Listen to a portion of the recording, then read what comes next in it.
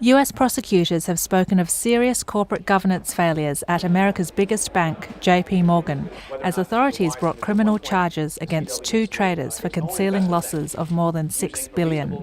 Javier Martin Atajo and Julian Grout were charged in the US District Court in New York with conspiracy to falsify books, records, and SEC filings. While the transactions and financial products involved may be complex, the criminal conduct alleged is simple and straightforward.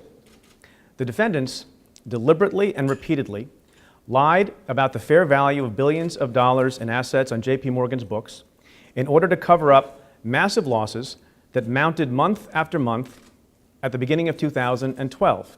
But the trader known as the London Whale, who allegedly made the bad bets, Brunel Ixel, was not included. Ixel will not be prosecuted in exchange for cooperating with authorities.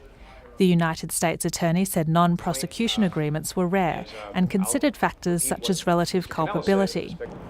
Ixel tried to alert others at JP Morgan to risks from covering trades, at one point noting of his boss Martin Atajo, "I don't know when he wants to stop, but this is getting idiotic."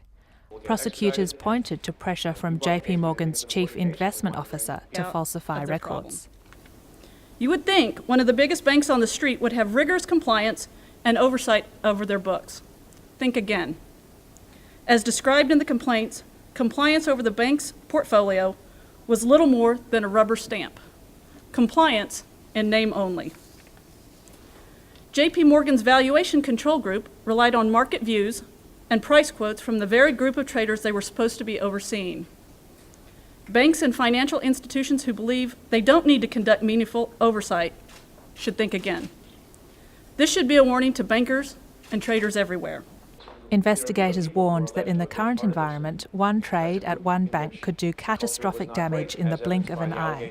They said prosecutors needed to be even more aggressive and regulators even more vigilant. For its part, JP Morgan has admitted mistakes but claims it did not mislead investors. The US Attorney declined to comment if other JP Morgan executives were aware of the trades at the time, but said the investigation remained open. If found guilty, the traders could face up to 25 years in prison. I'm Jane Searle for The Deal.